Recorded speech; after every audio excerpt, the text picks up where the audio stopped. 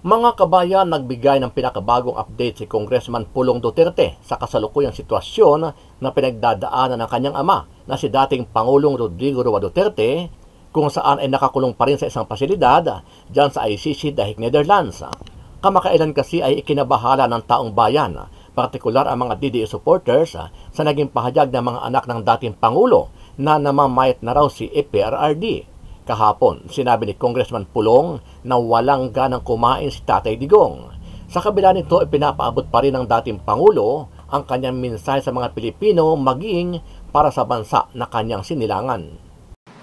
Kung may tanong yung taong bayan ko kasi yesterday, kabahala ang buong Pilipinas nung sinabi na hindi na siya gibaling-baling or hindi na siya nabigyan ng attention. Hindi siya pinansin. Hindi siya binigyan ng, hindi ko alam Tagalog kasi ng baling-baling. Ng pansin ay pagtagad. Oo, kasi yes. Kay he was asleep, tapos yung nagising, too late na para i-serve yung pagkain niya, and nandiyan na kami. Parang wala siyang gana kumain. Yun ang sabi niya kahapon, wala siyang gana kumain. Pero kung kumakain naman siya, Ngayon kumain siya ngayon. Or yung lunch niya kinain. may mensahe ba si PRRD kung sa mga buong sambayan ng Pilipino? Yun pa rin, ayusin ang Pilipinas. Yun lang. Samantala, kaugnay naman sa impeachment case na kinakaharap ni Vice President Inday Sara Duterte, pinatutsadahan o binatikos ang Senado ng tagapagsalita ng House Prosecution Panel na si Attorney Antonio Bucoy. Ayon sa kanya, lagpas daw sa limitasyon ng saligang batas ang ginawa ng Senado, gaya ng pagreman o pagbabalik sa Kamara ng Articles of Impeachment mula sa Senado. Ayon pa kay Bucoy, maaaring kwestiyonin ng Korte Suprema ang ginawang hakbang ng Senado. Meron pong limitasyon. Ang limitasyon ay ang ating saligang batas at ang kanilang sariling impeachment rules. Hindi po pwedeng, porque you are sui generis, pwede mong gawin ang lahat ng gusto mo. Sa isang press con interview, sinabi ni Atty. Antonio Bucoy na mapapahiya ang kasalukuyang liderato ng Senado ngayon sa pangunguna ni Senate President Chis Escudero, kung saan ay tila dinidili nito ang nakabinbing impeachment ni VP Sara Duterte. Ayon kay Bucoy, ibang-iba ang estilo ng Senado ngayon kung ikukumpara noong mga nakaraang dekada, kaya aniya ay hindi nakapagtataka na umaani ng batikos ngayon si SP Escudero at iba pang mga senador. Ngayon, with the ongoing impeachment proceedings, ano sa tingin niyo kung kunyari nandyan pa sila ngayon? Ano sa tingin niyo yung masasabi nila? Mahihiya sila.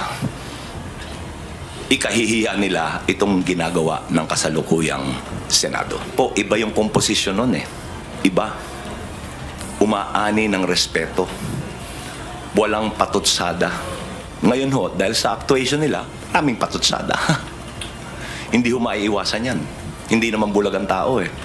Ayon naman kay Senator Coco Pimentel, isa sa mga senador na nagsulong ng agarang investigasyon sa Senado kaugnay sa impeachment case ni VP Sara, hindi importante sa kanya kung may siyam na senador na bumoto pabor sa pagpapawalang bisa o pagbabasura sa kaso ni VP Sara Duterte. Aniya, kailangan lang na may 16 na senador na magsasabing guilty ang pangalawang Pangulo para siguradong ma-impeach o masibak sa pwesto si VP Sara Duterte. Sa akin palagay, oo. Kung may nag-absent, ganun din. So, merong nag-leave, ganun din. Merong ayaw magpaliwanag, ganun din. So, kasi ang pagkabasa ko talaga sa Constitution, kailangan 2/3 of all the members of the Senate, kailangan 16 talaga magsabi ng guilty. Wala nang kailangan sabihin yung siyam. Basta 16 ang magsabi ng guilty. Ano ang masasabi mo dito, kabayan? Dahil sa tila lumalalang sitwasyon sa kalusugan ni Tatay Digong, naniniwala ka ba na mapagbibigyan ang hiling ng kanyang kampo na interim release o pansamantalang paglaya ng dating Pangulo ng Pilipinas? Sama-sama nating panoorin ang buong video at pakicomment nyo po ang inyong mga reaksyon at sariling opinyon. Pero bago yan, sa mga hindi pa po nakasubscribe sa ating channel na Kabayan News PH, pakipindot po ang subscribe button at pakiclick na rin ang notification bell para lagi kayong updated sa mga bagong upload natin na legit at napapanahong balita.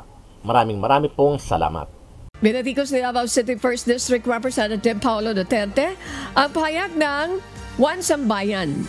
Kaugnay ng hiling ng interim release, nag-amang si dating Pangulong Rodrigo Duterte na kanyang ama. Ayon kay Congressman Pulong, maraming bansa ang pumupuri kay PRRD dahil sa kanyang kampanya noon na sugpuin ang krimen sa bansa. Kaya hindi nagugulat kung mayroong mga bansang handang tumanggap sa kanya.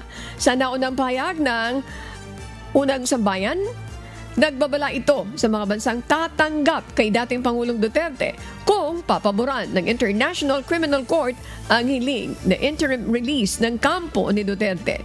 Sinabi ng koalisyon na isa itong betrayal of justice dahil na rin umano sa mga kasong dapat kaharapin ng dating Pangulo.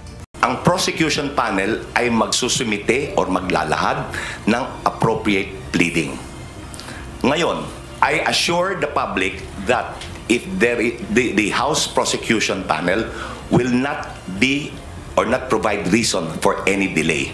Maghahain ng paglalahad o pleading ang House Prosecution Panel kaugnay ng mga kautusan ng Senate Impeachment Court, kabilang na ang pagbabalik ng Articles of Impeachment sa Kamara sa mga susunod na araw. Gayun din ang hinihingi sertipikasyon na hindi lumabag ang House of Representatives sa probisyon ng saligang batas na nagbabawal sa paghahain ng mahigit isang impeachment case laban sa isang government official sa loob ng isang taon. Ito ang inihayag ng itinalagang impeachment spokesperson ng House of Representatives na si Attorney Antonio Odi Bukoy na mahigit 4 na dekada ng litigation lawyer. Walang bayad ang pagtanggap niya sa alok ng mga kaibigan sa House Prosecution Panel na maging tagapagsalita ng House of Representatives para sa impeachment trial ni Vice President Sara Duterte. Isang corporate at remedial law professor si Bukoy at managing partner sa Bukoy Poblador and Associates Law Offices. Dating kasapi ng Free Legal Assistance Group o FLAG ang abogado ng estudyante pa ito sa College of Law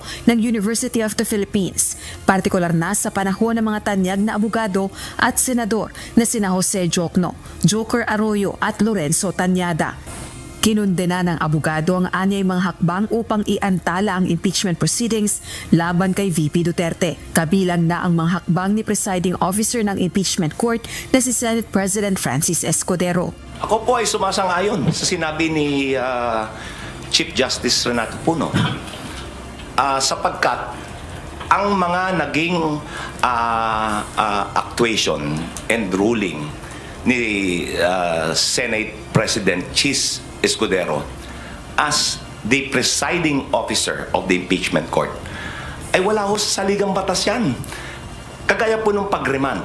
Hinimok ng tagapagsalita ng Senate Impeachment Court na si Attorney Reggie Tongol ang Kamara na tumalima sa kautusan ng Korte sa halip na ito'y batikusin. Tinawag niyang disrespectful litigants ang mga hindi naghahain ng nararapat na motion at inuuna pa ang pag-atake sa legal na proseso. Bagaman aminado si Senator Coco Pimentel na komplikado ang utos na ibalik ang Articles of Impeachment, nananawagan siya sa Kamara na sundin ito bilang respeto sa proseso ng paglilitis. Tapos ano pa po ang wala ba siyang hinihingi or ngayon ang hinihingi niya milk. Milk? Hindi na lumidiro ha. Milk na. O mga bata, uminom na kayo ng gatas ha. Hindi ko, hingin na ng gatas ha. Okay, milk. So wala pa ho dun sa vending machine? Wala. Ngayon ang kinuha namin yun. Isupra pa nga yung mga Doritos, yung Coke Zero, as usual, nandiyan.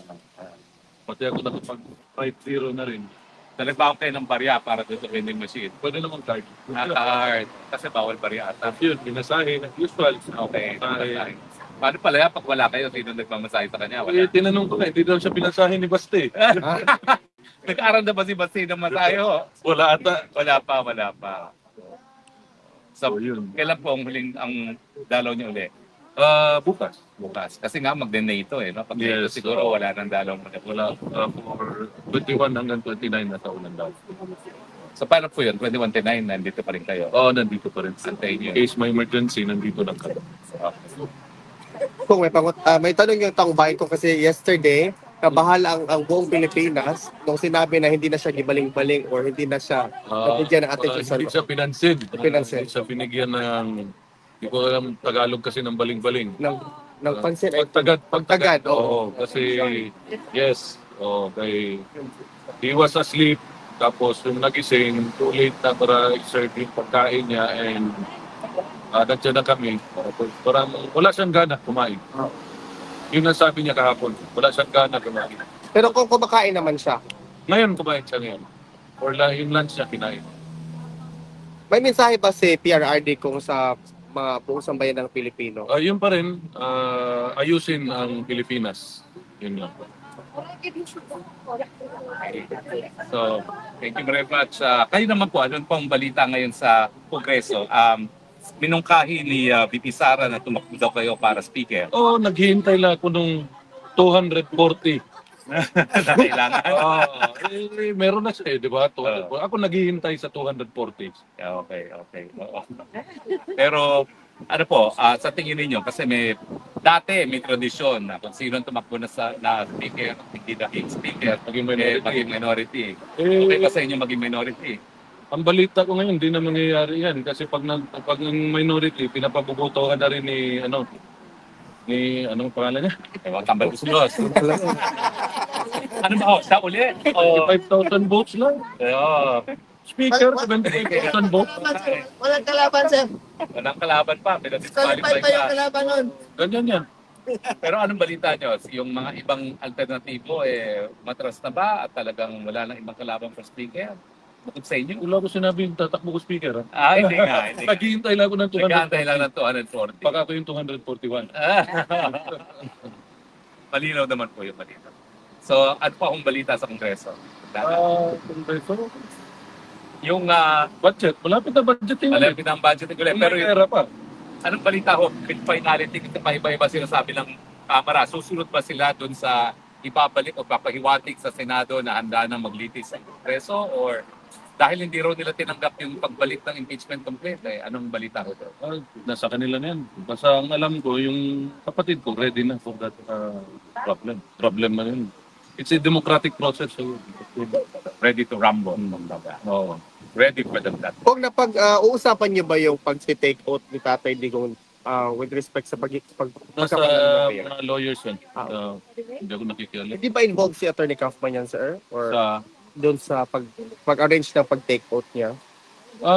dapat from the consulate. Okay. Dapat sa Pilipino siya mag-vote. Kung nalipay si tatay ko sa kanila. Oo. Basta lipay siya ito, nastoryahan na mo ihang mga iyap. Kurang na buhi yung mga. Asa ko ya ba ito, sir? Dagan-dagan gitu. Agoy. Dili na tayo usa. Dili yun. Daghan. Ayaw kinako sawa. Next question, please. Okay na. Kung wala, maraming bagong Basta dating po. ipapalit sa ako Akong paliton karon gipangitan ako gahapon, nakalimot ko nga 6 o'clock day magsarado ang mga shop. So, Yung mga bagong dating lang po. bigi ganahan sa relo kaning Patek Philip na ko nga relo. Asyo, ako Apple. Patek Philip ba? Ganahan sa mo palit ko ron. Picture yung mga bagong dating. Salamat kong Mga UAE, mga Dubai. Salamat. Maganda ho itong pag-uusapan natin, matinding-matindi ho ito. Talaga nga naman nag-iiyakan na. Patay tayo dyan.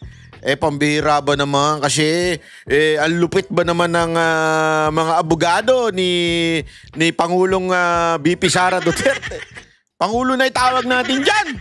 Sure naman na yan Hindi, alam mo, itong si VP Sara Duterte ay ang lupit ng kanyang mga abogado at nangangatog na, di umano. Allegedly. Hindi. Yan po, sa tingin ko ang nangyayari ngayon. Kasi mga kababayan, yung mga abogado na ito yung mga malulupit na abogado ni VP Sara Duterte. At yung iba nga nagrereklamo, bakit ba ang dami? May limit ba? Wala naman kahit 100 pa yan, basta kaya nung tao. Hindi, alam mo, ganun yun Katulad nung isang kaso ko. Anak ng tutyang kalabaw yan, Isang kaso ko, 6 ang abogado pag umatin. At saka matinding yun, Tapos yung abogado ko lang, isa lang. Small but terrible. Ganun talaga buhay, di ba? As long as matalino ka naman, di ba? I mean, kung ikaw talagang nasa katotohanan at tama naman ang iyong ipinaglalaban, Aba, kahit isa lang yan, panalo ka dyan. Di ba? Kasi nga, nasa tama ka eh. Oh, kaya nga ako, lakas ng loob ko, isa lang eh. Sa totoo lang, ang ganda ng paliwanag ni Chis Escudero dito. Pakinggan ninyo ha. Oh. Game. Update saan? Your update sa summons and orders lang po. Officially, wala pa kaming natatanggap. Kaugnay ng mga order na binigay namin, puro social media lamang ng mga sagot ang nababasa ko. Pero officially... Ayan, katulad niyan. Di ba? Halimbawa, yung mga congressman, ito yung yung nagtipon-tipon tong prosecution, kesa na sagutin ang Senado, kesa na mag-file sa Supreme Court ng petition against do sa remand ng Senado. Anong ginawa nila? Humarap sa social media. Humarap sa media. Post, sagot ng kung ano-ano. Nakalimutan ata nila, nag-convene na ang court. When you say nag-convene na ang court, dapat simula na yung trial nga. 'Di ba? So ibig sabihin, ikaw hindi ka na congressman. Prosecutor ka na. Parte ka na ng prosecution. So ibig sabihin, you are part of the court now. So everything na i-discuss mo should be discussed in the court, not in social media. As a matter of fact, meron niyang ganyan, di ba? Na batas. Hindi pa pwede mga abogado nagsasalita sa media, dadaldal ng kung ano-ano. Anong ginawa ng prosecution? Anong ginawa ng mga congressman? Hala, putak ng putak. Tas sasabihin nila, this is not a political trial. Ulul, hindi political trial. Di sana sumunod kayo sa tamang proseso ng paglilitis sa court. Which is hindi kayo dapat nagsasalita sa media. Dapat idinidiretso ninyo sa court. Nag-hire pa sila ng spokesperson. Talagang para dumaldal. Alam mo kung bakit sila nag-hire ng spokesperson? Kasi nga, bawat isa sa kanila bida-bida. Siguro napagalitan din. Pwede ba, tumahimik na kayo dyan? Isa na lang ang magsasalita para sa ating lahat. Kasi lahat sila daldal ng daldal eh. Kanya-kanya sila eh. Pag pinanood nyo yung kanilang press briefing, iba-iba sila na sinasabi. Yung isa, sinasabi nila na magsasubmit sila sa ginawa ng Senate. Meron naman itong isa, sinasabi ang constitutional. Tangina pa, iba-iba ang sinasabi ng prosecution. Dapat iisa yun eh. Kasi nga, korte ka na eh. Dinidemanda ninyo, ipinoprosecute nyo ngayon itong si VP Sara Duterte. So dapat iisa yung voice ng mga abogado na yun. Anong nangyayari? Kanya-kanyang bida-bida. Ayan, kumuha siguro, kaya sila siguro kumuha ng spokesperson. Baka tama na yung daldal natin, tama na yung bida-bida natin. Anyway, tapos na yung election eh. Gago! So isa na lang magsasalita. Ayan, kaya tuloy nag-hire sila. Wala pang natatanggap ang korte. Mula sa Kamara o mula man kay Vice President Sara. Sir, kailangan bang i-publish pa? May sinabi kasi si Spokes Tonggol kanina. Kailangan i-publish pa nila yung certification or pwedeng i-send lang nila sa inyo tas okay na yun? Nga pala, good mood ako ngayon. Hindi ko na sabihin tulad ng sinabi ko. Lahat ng komunikasyon ngayon sa pagitan ng prosecution at ng nasasakdal ay sa pamamagitan na ng pleadings. So, kailangan isumite nila yan sa korte sa pamamagitan ng pleading. Yon ay dokumentong legal yon na naayon sa rules of court. So, kung resolution man yon ng Kamara, kailangan nilang i-attach yon sa isang pleading na ang tawag ay compliance kaugnay sa order ng impeachment court. Yung compliance. So, kailan dapat yung compliance ng case rep? Kasi yung sa number 2 dun sa order, hindi pa nila po yung makakomply. Totoo naman yun at parang hindi naman namin alam yun. Kaya nga nakalagay doon, di ba? Compliance kaugnay sa pagsunod sa 1-year ban. Yan ay kailangan isumite ng 19th Congress. At compliance kaugnay sa desidido pa ba silang ituloy ito sa panibagong Kongreso dahil hindi nga pwedeng i-bind ng 19th Congress, 19th House, ang 20th House. So yun, dapat ibigay naman ng 20th Congress. Klaro at maliwanag yun. Pero doon sa order, sir, walang nakalagay na timeline? Nakalagay 20th Congress. I mean, sir, yung sa order number 1, so dapat may sagot, may compliance sila doon sa number 1 doon sa order. Pwede nilang paghiwalayan na isumite yun, pwede rin nilang sabay isumite yun sa kasabay na ng 20th Congress. SP yung attestation, attestation hanggang June 30 lang? Alin? Yung attestation hanggang June 30 kasi 19 Congress? Hindi. Ang sasagot ng compliance sa 1-year ban ay 19th Congress. Siyempre, sila gumawa niyan eh. Kaya nga sir, Hanggang June 30 lamang nila pwedeng i-file yon dahil wala silang authority na i-file na yon pagkatapos ng June 30. Pero wala naman deadline. So, kung hindi man nila i-file yon, pwedeng i-file yung attestation na yon sa 20th Congress. Wala naman deadline yun eh. Pero akala ko pa SP yung 19th ang dapat sumagot ng Sana. Pero paano kung yung 20th Congress magbago ng isip at sabihin yung pinasang resolusyon ng 19th na compliant sa 1-year ban na hindi pala compliant? So, may posibilidad na 20th Congress din ang sumagot doon kung ninanais nila. Ayokong pangunahan yung 20th House of Representatives. So, walang problema, SP, kung hindi umabot hanggang June 30 yung attestation? Wala, dahil wala rin namang mangyayari dahil aantayin din nga natin yung masagot yung summons at pagdating ng panahong yun na makapagsumite ng reply ang prosecutors ay 2 araw na lamang naiiwan bago mag-lapse yung authority ng prosecutors sa June 30. Sabi ni Congressman Arnan Panaligan, one of the congressman prosecutors, malabo daw yung order, kaya hihingi sila ng clarification. Okay lang, pero hindi siya pwede magsalita sa ngalan ng lahat hanggat wala kami natatanggap na pleading. Ulitin ko, alam kong political process ito, pero hindi na ito madadala sa mga interview, press release at saka social media post.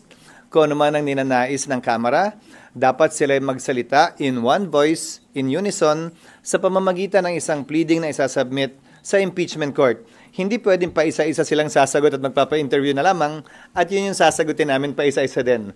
We will only answer, if at all, any formal communication submitted through a pleading by the House Prosecution Panel representing the House of Representatives.